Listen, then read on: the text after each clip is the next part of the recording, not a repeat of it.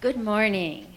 Today's reading is in the First Peter, chapter 2, verses 4 through 10, page 953 in the Pew Bible. As you come to him, a living stone rejected by men, but in the sight of God chosen and precious, you yourselves, like living stones, are being built up as a spiritual house, to be a holy priesthood, to offer spiritual sacrifices acceptable to God through Jesus Christ. For it stands in Scripture, "Behold, I am laying in Zion a stone, a cornerstone chosen and precious, and whoever believes in him will not be put to shame." So the honor is for you who believe, but for those who do not believe, the stone that the builders rejected has become this cornerstone, and a stone of stumbling and a rock of offense. They stumble because they disobey the word, as they were destined to do. But you are a chosen race, a royal priesthood, a holy nation, a people for his own possession, that you may proclaim the excellencies of him who called you out of darkness into his marvelous light. Once you were not a people, but now you are God's people. Once you had not received mercy, but now you have received mercy. So on February the 3rd, 2002, my plane touched down at Logan Airport in Boston, Massachusetts. As it just so happened, the wheels hit the runway at almost exactly the same moment when Adam Vinatieri kicked a 48-yard field goal to win the first Super Bowl ever for the New England Patriots. I didn't realize this was going on. I didn't care about football at the time. But boy, I tell you, when I came out of the Logan Airport, hailed a cab, take me where I was going, the streets were just going crazy. And I ended up moving to Boston that year, lived there for the next 3 or 4 years-ish. And during that time period, the Patriots won the Super Bowl 2 more times. And so I got sucked right in. I've shared this story. I look for any opportunity I can, truthfully, to share this story. I got sucked into the whole Patriots mafia feel. And so I became this lifelong Patriots fan. They went on. They won 3 more Super Bowls subsequently in the Patriots Brady age. And so I've noticed, though, now this is, many years later, as I travel around the country or just even walking the streets of Denver, from time to time, I will run into somebody wearing a Patriots jersey, a number 12 Tom Brady jersey, or have the Patriots logo on their hat. And it's kind of weird because it's like I don't know them from Adam, but immediately there's a connection. You know what I mean? There's a bond between us. Some sort of a connection, some sort of a bond, right? I mean, think about that, social bonds. What is a bond? Well, it's something that connects us with someone else. It can connect a group of people, and there are a number of types of bonds that can, connect people. Oftentimes it is a shared experience, right? Like war vets often have a strong bond with other war vets because of the really intense shared experiences that they've had. Sometimes that bond, again, can just be, you have the same interests. You have the same interests. Or maybe you grew up in the same area and now you live somewhere else. And so just that. There's a lot of different ways in which a people group can be bonded, and different ways in which individuals can be connected with one another. Now, one of the questions I want to raise, which I think surfaces in this text, is this question of, what are the bonds that unite Christians? Well, what are these social bonds that connect us? And I would suggest that there are a number, but we're gonna look at one that I think really emerges from this passage. First, I want us to see that this passage is addressed to a group of people. right? It's not addressed to an individual, right? We see this here in verse 9. It says, "But you are a chosen race, a royal priesthood, a holy nation, a people for his own possession, that you may proclaim the marvelous deeds of him who called you out of darkness into his marvelous light." You know, that last line, he called you out of darkness into marvelous light, that's a phrase that a lot of Christians are familiar with. But sometimes we forget the context, the corporate context. He's not talking to a specific individual. He's talking to the entire community. And in fact, and this is where contemporary English doesn't do us any favors, the second personal pronoun, you, right? There's only a singular, there's one word, and it's used both for the singular and the plural, right? Like you, Isaiah, or you, the church, right? It's just you. That's how we say it in contemporary English. Now, in Greek, there's a difference between the singular and the plural, and here it's the plural version of it. So that drives home the corporate nature of this address. I guess if you're from the South, right, there's y'all, right? So y'all can be sort of the corporate version of you. But generally speaking, in English, there's just this one word. But I want us to see that he's addressing a people, the group, the church as a people, right? So it's collective. And so the question here emerges, well, what is it that unites and bonds these individuals together as a people? And I want to start just by saying, what does not emerge from the scripture is this: we are not primarily united through our common interests. Right? Christians can find themselves interested in all kinds of different things. Right? And I think we'll probably see that during Summer Connect. Right? Because Summer Connect, what are we doing? We're encouraging you to think about the things that you love to do. Maybe you love to go fishing. Maybe you love to go to concerts. Maybe you love to knit. Whatever it is that you love to do. And we're encouraging you to invite the whole church. Say, hey, come join me in this, whatever it is I'm going to do. Now, I just want you to know, don't be disappointed, because guess what? Not everybody's going to come. They're not. And some of it's because they can't make it. You know, they have conflicts or whatever. But here's just the honest truth. Some of them aren't going to come because that doesn't sound like fun to them. Right? I mean, not everybody likes to go fishing. Not everybody likes to knit. Not everybody likes to go to the same concerts, right? We have different interests. What unites us as a people is not our common interests. Another thing that does not unite us, or shouldn't be what ultimately unites us, is common politics. Right, now we'll get a little bit controversial. This will be fun, right? Our common bond as Christians is not our political views. That actually many Christians who hold to the same biblical values, moral values, will often hold to very different political positions, because the way in which you flesh out those same moral convictions can end up moving in a number of different directions. We need to remember this, that our politics is not what unites us. Sometimes I think in our culture, people will feel a stronger bond with someone who has the same political views as them as somebody who has the same faith views. And that's a problem, because for Christians, no, that's not what unites us, not our common political beliefs. So it's not our common interests. It's not our common political views. Well, what is it? Okay, well, I would say there are a number of different things that unite Christians as a people. But I want to highlight one that I believe emerges from this text. And this is this. And that is that our common bond is a common purpose. Our common bond is a common purpose. In other words, Christians are united by a purpose that they all share. It's interesting, in the book of Philippians, which is a letter written by a man named Paul, and he's probably wrote it in about the 50s AD, and he's writing it to the church in Philippi, which is a town on the Aegean Sea, North Aegean Sea, basically to the northwest of Greece, in Greece.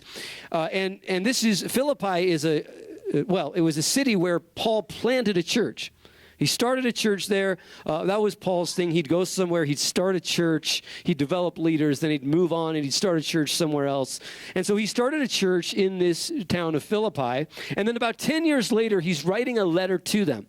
And in this letter, you kind of get a flavor for what their relationship is like. And of course, you see, there's friendship He calls them friends. They have that sort of friendship vibe. But what's interesting is the very beginning of the letter, the way he chooses to characterize their relationship is not one as of friends. He refers to their partnership. He praises God for their partnership. In other words, he sees that what unites them is this common purpose, this common mission. And here, I think we can kind of summarize the difference between a partnership relationship and a friendship relationship as maybe the difference between the TV show Cheers and the TV show 24. You remember those? Cheers about a bunch of people. They all hang out at a bar, and they're just friends. They're just friends, right? Or another show that would be like that, a little more up to date, would be Friends. I'm still dating myself, right? Friends, right? The relationships there, that they're all just friends. They don't share a common purpose. I mean, there's like no purpose to anything that they do in Friends. Are you kidding me? But they are united by this common friendship, right? Now, the TV show 24, and I should probably update my example here because now I'm dating myself again. But 24, those of you who remember this, was a TV show. Kiefer Sutherland played Jack Bauer. And he was like the head of, I don't know, some CIA, FBI kind of, government unit. And their purpose was to protect the country against terrorist attacks, right? So they're always on the front lines trying to prevent a terrorist attack from happening. And so there are relationships between Jack Bauer and his associates, his teammates, and certainly you see through the episodes that they develop a friendship, right? But their primary bond is this common purpose. And so in many respects, as Christians, yes, friendship is a big part of what unites us, but there seems to be something even more central, and it's this purpose, this common purpose that unites us. Now, what is this common purpose as it is expressed in 1 Peter? Well, this is where it gets very different. Today we're continuing in our series called Different. The central idea of this series is a central theme that emerges in the book of 1 Peter, this letter that Peter writes to the faith communities in what would be modern-day Turkey. Now, he writes it in the early 60s AD, and he's writing to these faith communities. And we've seen that this central theme is that because of the death and the resurrection of Jesus, through faith in the death and the resurrection of Jesus, we are empowered and enabled to be different. Right, we've coincided this series with the season of Eastertide. We started this on Easter Sunday, again, because the idea is that through our faith in the death and resurrection of Jesus, we are empowered to be different, to stand out in any number of different ways. Just like the imagery of Caitlin Clark as just being different. She's just different than other basketball players. Simone Biles is just different as a gymnast. And we just see them like, well, they're just different. Well, in a similar sense, through faith in the death and resurrection of Jesus, we are empowered to be different and in ways that are ultimately much more substantial. And what we see as we come to this passage is that one of the things that really marks us out as truly different is this common purpose. What is this purpose? What emerges from this passage in 1 Peter, I would just put it this way. Our purpose is to mediate the presence of God. That's our purpose. That's what unites us as a people, is that we are called by God to mediate the presence of God. And one of the key words that tips us off to this is the word priesthood. Notice the word priesthood emerges a couple times in this passage. Chapter 2, verse 5 says this: "You yourselves, like living stones, are being built up as a spiritual house to be a holy priesthood." And then we see it again in verse 9. "But you are a chosen race, a royal priesthood." Now, of course, what is Peter doing? He's drawing them back to what was central in the Old Testament in terms of the presence of God. Where in the Old Testament do you find God's presence? Well, it was at the temple, right? So he's pointing them back to the temple. That was where God's presence would reside. There's a great passage, Psalm 42. verses 1 through 4, is a famous passage which talks about someone, probably David, longing for the presence of God. And we see that this longing for the presence of God is set within the context of going to the temple. So you'll see this here. As a deer pants for flowing streams, so pants my soul for you, O God. My soul thirsts for God, for the living God. When shall I come and appear before God? My tears have been my food day and night, while they say to me all day long, where is your God? These things I remember as I pour out my soul, how I would go with the throng and lead them in procession to the house of God, with glad shouts and songs of praise, a multitude keeping festival. Here the psalmist, possibly David, he's probably, at this point, David's probably running from somebody, running from Saul, running from Absalom, who knows who he's probably running from, not able to go back to the temple. But he remembers when he was able to go and lead the people in a procession to the temple. And remember, many of the people who would come to the temple, they would have to walk for miles to get there. It was a several-day journey. They would do it 3 times a year. And it was this big event when they would come to the temple. And there's all this excitement as they came to the temple where they would experience the presence of God. And of course, what made this possible? What facilitated the whole operation of the temple? It was the priests. The priests were the ones who facilitated the sacrifices, ran the temple and whatnot. They helped then in that sense to mediate the presence of God to the people. Now, what we need to realize is that priests in Old Testament times were a very small subset of the Israelite population. Right? There were 12 tribes of Israel. All of the priests came from one tribe, the tribe of Levi. But not all Levites were priests. So even within Levi, it was a small subset of Israelites that actually served as priests. What we need to see here, and what Peter is now saying, is that all believers in Jesus, all who put their faith in him, they become priests.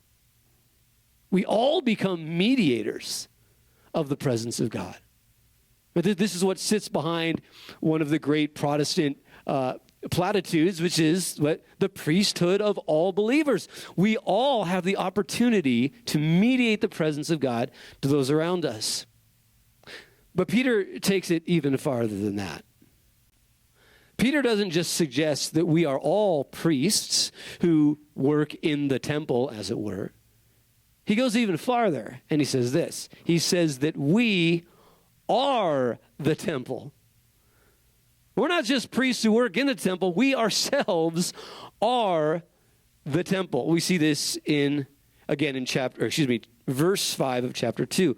You yourselves, like living stones, are being built up as a spiritual house. Do you see this?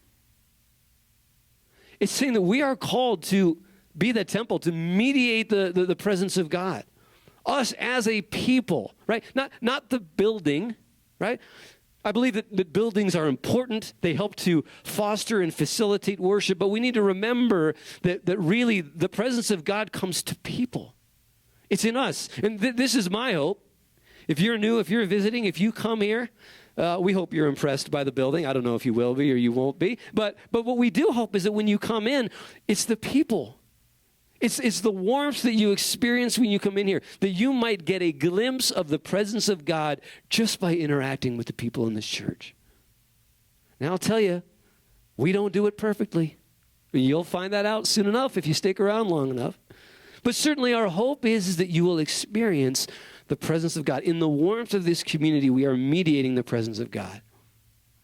And not just here on Sunday mornings, but when we go out into our respective fields in life. You go out on the job, you go out on work, and you maybe you work in a store and you're restocking shelves, and you run into your coworkers, you run into customers. Do you realize that when they run into you, you have an opportunity to be the presence of God? Well, when you're sitting in a conference, some sort of conference call, maybe you're not even in the same physical space. You're just on Zoom. You have the opportunity to mediate the presence of God, right? What could be more central? What could be more important than that? Kids, you have the opportunity to mediate the presence of God in your school, in your home, to your siblings, to your parents. And parents, you have the opportunity to mediate the presence of God to your kids. I would just tell you this. The number one tip for parenting, here's just the truth. Your job as a parent is not to get your kids to act a certain way. Your number one job as a parent is to act a certain way. That's the number one thing you need to do, is just be the presence of God. I love one of the things that Dallas Willard said. He passed away a number of years ago. I mean, he said, this applies, I think, to parenting, but it applies just to Christian ministry in general. He says, you're never trying to get anybody to do anything. You're never trying to get anybody to do anything. You just be the presence of God in their lives and let God do the work. Friends, that's the privilege that we have as mediators of the presence of God. This is something that we are all called to and have the privilege of doing. Now, this passage goes deeper than this because it not only explains to us that we're called to be priests, to be the temple, to mediate the presence of God, but it also then gives us a taste, a flavor of what the presence of God looks like. And what do we even mean when we talk about the presence of God? What sits at the heart of the presence of God? And we find this here in verse 10. It says, once you were not a people, but now you are God's people. Once you had not received mercy, but now you have received mercy. You see what that's pointing to? It's showing that when you encounter the presence of God, what is the primary quality of that presence? It's mercy. God is a merciful God. And what that means is God is a God who loves us no matter what we have done. God is a God who forgives us no matter how far we have turned from him. That's what it means for him to be merciful. It means, you know what? We deserve for him to turn away from us. We deserve for him to reject us because we've rejected him. That's what we deserve. But mercy is not getting what you deserve. Mercy is God saying, I love you anyway. I want to be in your presence and I want you to be in mine. God is a God of mercy. And of course, this is seen most clearly in the cross. On the cross, Jesus demonstrates the mercy of God because on the cross, he shows us what forgiveness looks like. I say this all the time. When you forgive somebody, what are you doing? You are absorbing the weight of their offense. That's what you're doing. If somebody pushes you to the ground and skins your knee, right? And what do? Well, you could retaliate. You could push them down and skin their knee. But if you forgive them, what are you doing? You're just absorbing the pain. You're absorbing the pain that they inflicted on you. That's what it means to forgive. And the cross shows us that this is what God is like. This is where Christianity is. There is really no religion that's anything close to this. On the cross, we see the mercy of God, and then this enables us as mediators of the presence of God to show this mercy as well. Now, Peter's not done because there's something else we need to observe that Peter's well aware of, and that's this. Not everyone wants to receive God's mercy. Not everybody wants to hear from God that they're loved and forgiven despite whatever they have done. In fact, the mercy of God is sometimes a stumbling block for some. And this is what emerges in verses 6 through 8. Behold, I am laying in Zion a stone, a cornerstone chosen and precious. Whoever believes in him will not be put to shame. So the honor is for you who believe, but for those who do not believe, the stone that the builders rejected has become the cornerstone, and a stone of stumbling, and a rock of offense. They stumble because they disobey the word as they were destined to do. Now, notice here, again, the imagery Peter is using here. he's imagining these builders building a temple. And presumably they're building this temple, right, with the hope that God will come. And this was pretty common practice in the ancient world. If you wanted a god, whatever god you worshiped, to show up, what you believed was, well, you build a temple, and then the god would come. So the idea is the builder is building this temple, and they're looking for the right kinds of stones. And what are the stones that are going to represent well this God? And what's going to be the cornerstone?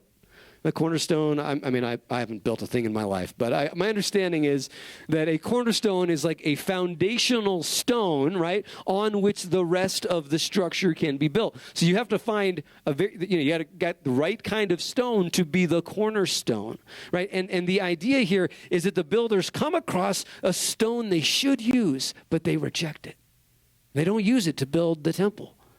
And of course, what is Peter saying? He's saying, well, that stone is Jesus. Jesus is the stone on which the temple can be built. And it's another way of saying that mercy, God's mercy, is this foundation on which we can come to experience the presence of God. But here's the deal. We reject this. Many reject this because here's the problem. There is a hidden premise behind the statement, God forgives you.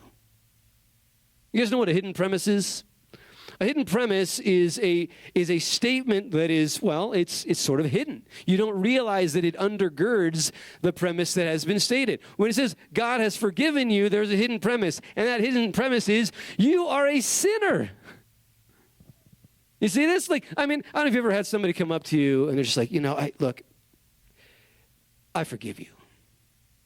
And you're like, I have no idea what I did, right? You're like, that's not comforting. Like, I'm not hearing that well. I'm not receiving that well. I don't know what I did, right? So the problem is that some people, if they're not willing to acknowledge their sin, then the mercy of God becomes a stumbling block. And so, the reality is you can boil down in our world, 8 billion people, however many there are really two types of people. There are those who acknowledge their need for God's mercy, and there are those who don't. It's that simple. Those who acknowledge their need for God's mercy, and there are those who don't. And the only way we can really come to know and encounter and experience the presence of God is by acknowledging our need for his mercy. If we come any other way, we're going to find ourselves running into a roadblock.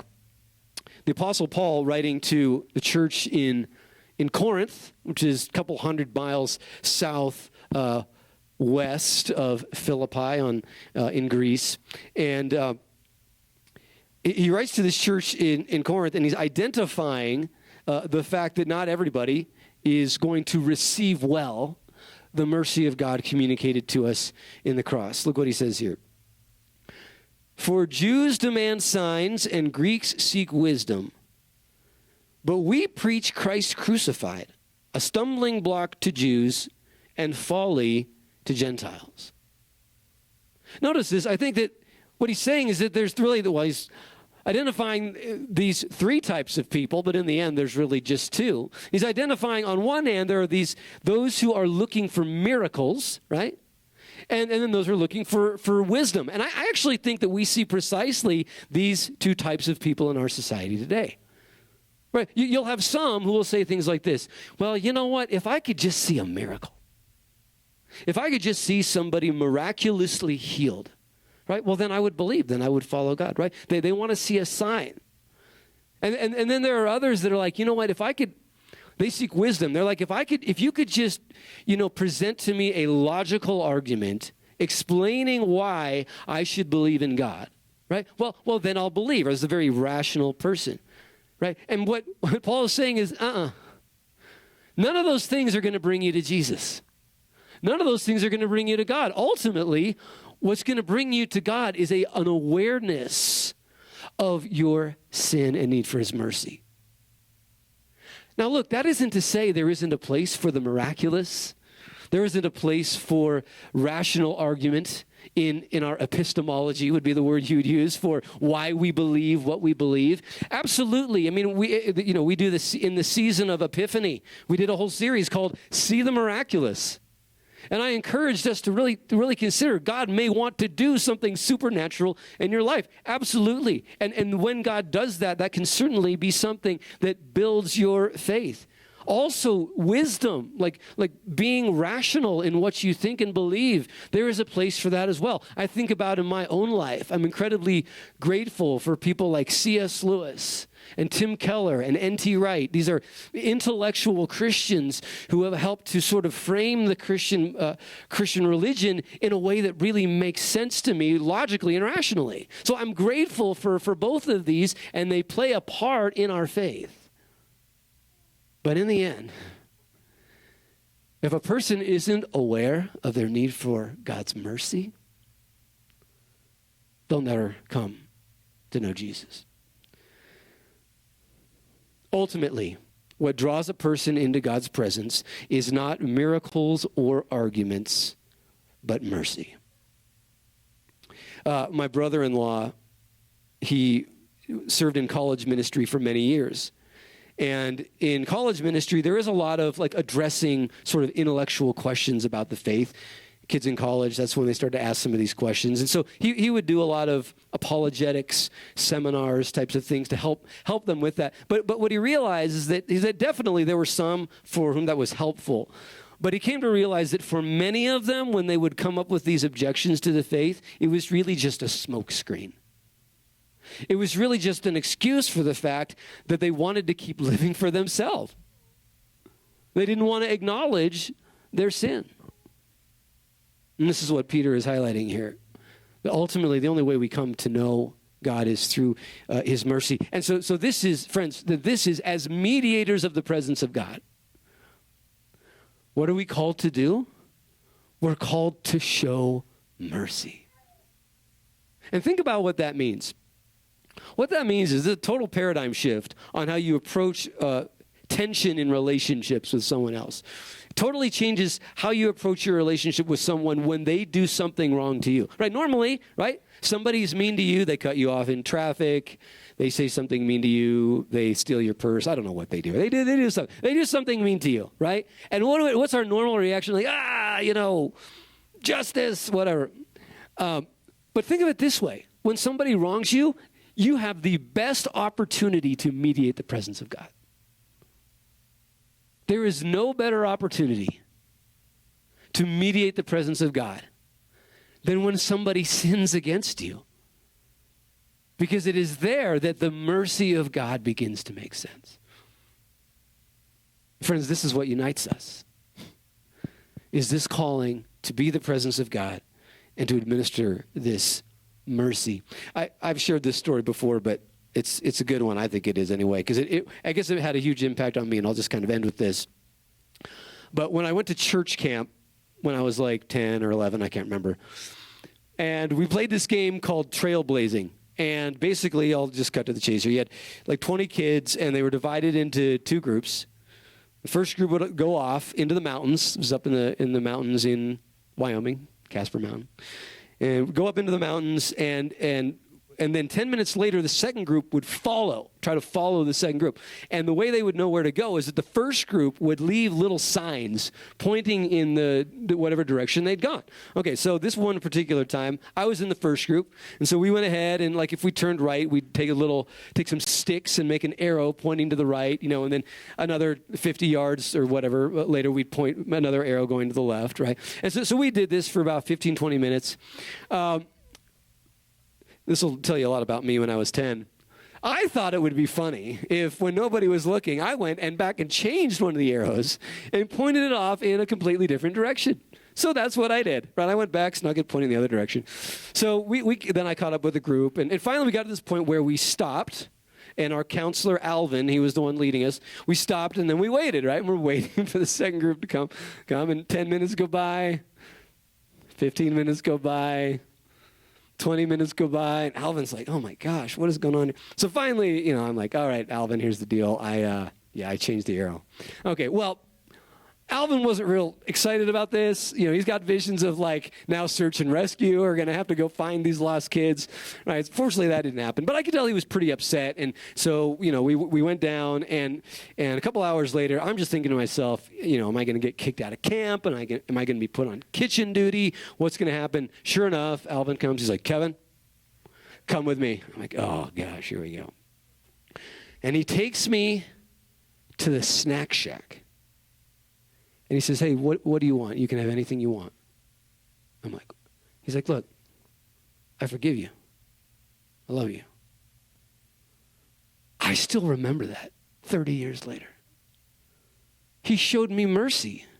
I had sinned in a really pretty trivial manner here, but I had sinned, and he showed me mercy, and it stuck with me. You see this, friends? When somebody wrongs you, that is the best opportunity to show them who God is. We now come to our time of communion. What is communion all about? Well, communion is an opportunity for us to receive God's mercy.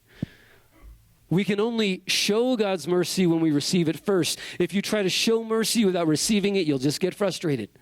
It always comes back to recognizing our own sin first, receiving the mercy of God. And this is why, actually, Peter says at the beginning of this passage, he says, as you come to him,